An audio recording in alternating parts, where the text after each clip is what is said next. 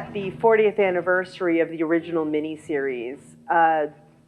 People may wonder, why do we even care? Why is it even relevant? And I think it's just as relevant now as it was then, as was the original source material it was based on. Some things do change, but there's always the risk of somebody wanting too much power over others and getting the opportunity to do that, and whether we decide to just let it happen or fight back is a decision that everyone has to make for themselves. What led me to In Can't Happen Here? I was a big fan of the novelist Sinclair Lewis, an American novelist who'd written great books like Arrowsmith and Main Street. And in looking for more of his work to read, I came across It Can't Happen Here, which really struck me as something that would be a great thing to update, because this was before 9/11, of course, bear in mind. And at that time in the early 80s, there had not been a major sea change in our lives in the world since Pearl Harbor was attacked in 1941. And suddenly we were in a different country almost, in a different circumstance. And I was very eager to see how different people would react to a superpower coming in over their heads, and how some would collaborate to them, like the Vichy French did with the Nazis, or others just keep their heads down and hope that they wouldn't get hurt. And the other ones would, of course, become the heroes who would realize that it was a mistake and this kind of power was being abused and we had to fight back. That's what struck me, and I thought it was a great opportunity to do something that would really sort of shake people up and make them think a little bit about how the world might be different and how they might react if it was different. Hello, my name is Jorge, and I'm the commander of the Mexico mothership. My experience with or in Spanish, Invasión Extraterrestre, extraterrestrial invasion, that's the way it was known in Mexico, started in the early 80s. I was in my early teens back then. I suppose I was like 14 or 15. And the show didn't actually get to Mexico until a year after it opened in the US. So I'm talking about 1984 approximately. However, I had learned about the show in the sci-fi magazines of the day, like Starlog. There I could see the pictures, and the show looked very interesting, and I became attracted to it. And when it finally arrived in Mexico, I was shocked. I was completely blown away by the show, by the combination of, yes, sci-fi and spaceships and ray guns, but also the thriller aspect of it, you know, the politics and the intrigue. So it was a great combination. And I remember the guys at school talking about the show every week. After every episode, we talked about it. The production design all, of course, originated with my great production designer, Chuck Davis. Here he is sitting at the production meeting with my wife, Susie, when we were all gathered together with our key players the first time.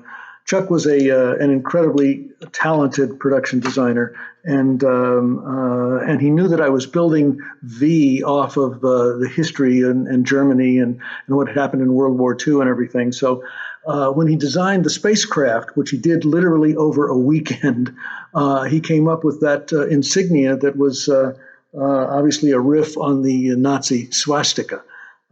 He also designed the pistols and guns to resemble the German Luger, so that there was that kind of history sort of built in and baked into the project from the beginning. And one of the guys in the art department, Chuck, had create the alphabet of the letters that actually we could use whenever we had to have something written down in their language.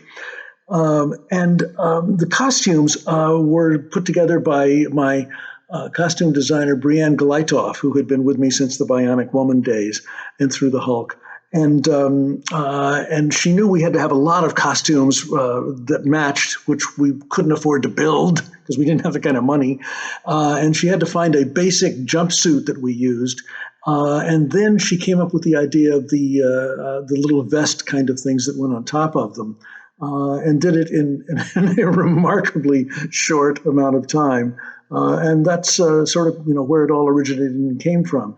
I had the idea from dark glasses from the beginning because I wanted to not be able to see clearly into their eyes all the time. We had various shades of glasses, so that sometimes if I really didn't want to see anything, they were really dark, and if I really wanted to see a little more of Jane Badler's amazing eyes, then it was a little lighter density. But that's how all of that came together. Hola, soy Juan del Barcelona Squad. Os saludo a todos.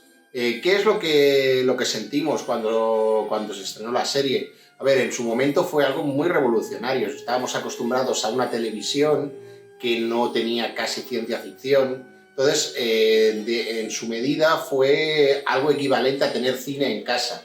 Cuando se estrenó recuerdo que toda la gente se quedaba en casa, salía antes para llegar a tiempo. Los primeros capítulos fueron una revolución total en España. El descubrir que los visitantes en realidad eran malos, aunque lo veíamos todos, pero nadie se daba cuenta. Ver cómo se formaba la resistencia, cómo intentaban convencer a todo el mundo de lo que pasaba. La verdad es que fue un guión bastante revolucionario para el momento.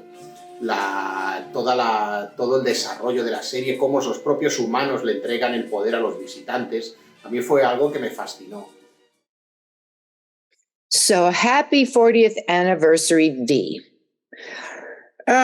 Let's see, how do I begin? This is Greta Blackburn. You may know me as Lorraine. Actually, while I'm doing this, I'm going to celebrate. I'm told that these are dehydrated rat tails. And this is red dust juice. And I know from hanging out with V fans and groups that you guys aren't much of drinkers. So you'll excuse me if I'm celebrating here. But what I want to say, V was a blast for me. Shooting V the Final Battle was like hanging out with your friends and shooting a series. I lived 10 minutes from the studio. I was already friends with, Andy Prine. I knew Mark Singer. I had other friends in the cast and crew. I'd be playing tennis one day and I'd get a call saying, hey, we're going to shoot a scene today at 5:00. I'd be like, okay, cool. I'd finish out my set, run home, change, and go shoot. It was that kind of thing. It was like a family type environment and a lot of fun, except for walking through the red dust. That wasn't that fun. I thought years later we're all going to get some weird disease because we were sucking that stuff back. But also, I met and made some great friends, both then while shooting and afterwards. You know who you are. I love you guys. Thank you so much for inviting me into your world and me and you into mine. How do you like that? Now, here's the deal.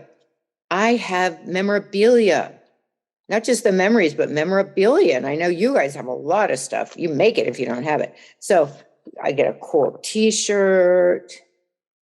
I've got a hockey jersey. It's upstairs.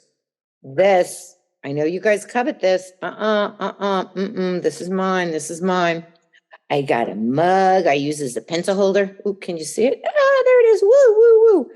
And then there are the various and sundry, articles, magazines, things like that. Let me show you what I'm trying to show you here. Well, I should have prepped my props. You guys would have prepped your props. So yeah, sticker album. Ooh, there it is. Ooh, there it is. Ooh, yeah. So lots of cool stuff, lots of swag that even I like and collect and keep. So mostly though, I just want to say this. Happy anniversary to all of you and all of us, because it's been a long ride. It's going to continue. And here's to what the heck are we going to do for the 50th? We need to start planning. Love you.